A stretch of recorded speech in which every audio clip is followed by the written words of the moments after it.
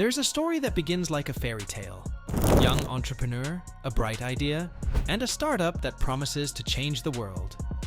In the case of WeWork, it wasn't just any startup. It was the company that redefined the way we work. It became one of the most fascinating, thrilling, and at times downright bizarre business stories of the 21st century. But just like any gripping tale, there was a darker side, one that was built on ambition, illusion, and a founder who truly believed he could change the world. The story of WeWork is not just about a $47 billion valuation. It's about a cult-like company that convinced millions of people to buy into a dream that ultimately crashed spectacularly. The rise and fall of WeWork isn't just a business failure. It's a lesson in the dangers of overhype, unchecked egos, and a vision that went too far. So how did a company that was supposed to reshape the global office landscape end up becoming a $47 billion cult? Let's break down the story of WeWork. The vision, a new way to work. WeWork was founded in 2010 by Adam Neumann and Miguel McKelvey. On the surface, it seemed like a brilliant idea. A shared office space company that offered flexible working conditions, a creative community, and a new way of thinking about work. It was an idea tailor-made for the age of the gig economy, the startup culture, and the growing desire for more flexibility in our professional lives. Neumann, with his long hair, charisma, and a larger-than-life personality, sold a vision that was irresistible. He didn't just want to create an office space provider. He wanted to build a community. He didn't want to just rent out desks. He wanted to create the future of work. In Neumann's world, WeWork wasn't just a company. It was a movement. He promised his employees, investors, and customers that they weren't just going to work, they were going to change the world.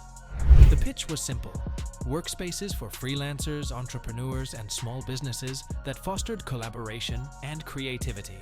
With cool office spaces, open floor plans, and a social atmosphere, WeWork made the office cool again. For the first time, an office wasn't just a place to sit at a desk, it was a lifestyle. This was the beginning of what would become an absolute cultural phenomenon. But the magic wasn't in the spaces, it was in the idea. And it was an idea that Adam Neumann could sell. He wasn't just a businessman, he was a visionary in his own eyes. And that vision started to catch fire. The cult of WeWork. The man behind the curtain. As WeWork expanded, so did the mythology surrounding its founder, Adam Neumann. Neumann wasn't just a CEO, he was the face of the company, the embodiment of the WeWork dream. He was the CEO, guru, and rock star all in one. He wanted to take WeWork beyond just office spaces. To Neumann, WeWork was a movement that was going to change the world. His vision: to make WeWork the most valuable company on the planet by transforming the way people live and work. He didn't just want to disrupt the office space industry, he wanted to reshape society. But what set Neumann apart from most CEOs was his ability to sell his vision. He didn't just pitch a business, he pitched a lifestyle. He convinced people, investors, employees, even governments, that WeWork wasn't just about shared office spaces. It was about redefining how we live. The brand wasn't just about work, it was about creating an environment where members could live and breathe the WeWork philosophy. He promised that WeWork wasn't just for work, it was for life. He even started using cult-like language to describe the company.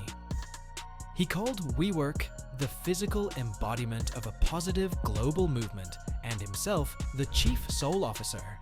He saw himself as not just a CEO, but a spiritual leader of a new generation of workers, entrepreneurs, and innovators. He likened WeWork to a community more than a company. And when investors and employees got caught up in this fervor, the lines between business and religion started to blur. And Neumann's charm worked. WeWork grew exponentially, attracting huge investors like SoftBank, which poured billions into the company. Valuations skyrocketed, and by 2019, WeWork was valued at $47 billion, a figure that seemed almost unbelievable, especially for a company that, at its core, was still just renting office space. But the valuation wasn't about real value, it was about the dream. The cult-like following continued to grow, with employees buying into Neumann's grand vision and working in a "we're all in this together" culture. Neumann was a leader, one who inspired loyalty and devotion in his followers. And much like a cult leader, he surrounded himself with yes-men who would tell him everything he wanted to hear. The dark side: financial recklessness, scandal, and overhype. But as the company grew, so did the cracks in the foundation. The cult-like atmosphere that had made WeWork so successful also led to financial recklessness.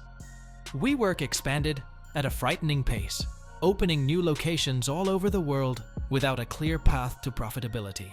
It wasn't just about expanding the business, it was about creating the illusion of success. The company's business model was shaky from the start. WeWork was signing long-term leases on properties and then subletting those spaces to tenants. The issue? They weren't making enough money from rent to cover the massive amounts they were spending. Neumann's desire for rapid expansion led to a disastrous financial situation, and no one seemed willing to question it. But the real downfall began when WeWork filed for its initial public offering, IPO, in 2019. It was supposed to be the moment when the company would go public, raise more money, and prove its worth. But instead of solidifying WeWork's place as a global leader, the IPO revealed the chaos behind the curtain. Financial losses, questionable transactions, and Neumann's erratic behavior started to surface, and suddenly, the glossy exterior of the company began to crumble. Neumann's lavish lifestyle became a point of contention. Reports emerged of him spending company money on private jets, luxury real estate, and parties that cost millions. The company's board and investors began to question his judgment, and the charismatic leader who had once been the face of WeWork now seemed like a liability. The company's financials were worse than anyone imagined, and WeWork's true valuation quickly came under scrutiny. The IPO, which was supposed to bring in billions, ended up being a disaster. WeWork's valuation was slashed, and the company was forced to delay its public offering. Shortly afterward, Neumann was ousted from the company he had built. In the end, he walked away with a $1.7 billion golden parachute. The aftermath: WeWork's fall from grace. The collapse of WeWork was a spectacle, one of the most dramatic, high-profile failures in business history. The company that had once been valued at $47 billion was now facing massive debt, and the dream that had captivated millions quickly turned into a cautionary tale. But the story of WeWork's failure isn't just about financial mismanagement. It's about the cult-like atmosphere that allowed such an unsustainable business model to exist for so long. Neumann's ability to sell his vision of a utopian future, combined with the massive hype surrounding WeWork, created an illusion of success. And for a while, it worked. But as the truth came to light, the company quickly unraveled. In the aftermath, WeWork was forced to restructure, lay off thousands of employees, and focus on turning around its business. But the damage was done. WeWork went from a $47 billion company to one that was struggling to stay afloat. The legacy of WeWork: what can we learn? WeWork's rise and fall serves as a warning about the dangers of unchecked ambition, overhype, and a cult-like corporate culture. It's a tale of how a charismatic leader can build a multi-billion-dollar empire, but also destroy it when the reality of the business doesn't match the dream. WeWork may have collapsed, but the lessons it offers are undeniable.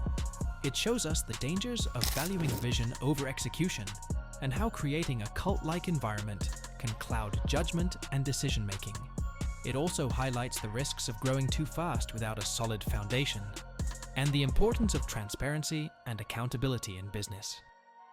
But perhaps the most important lesson WeWork offers is this: no matter how big the dream is, the foundation must be solid. Building a company on ambition, charisma, and a grand vision is not enough. It's the execution, the financial discipline, and the reality behind the dream that ultimately determines success. And that's the untold story of WeWork, an empire built on vision, hype, and ultimately, illusion.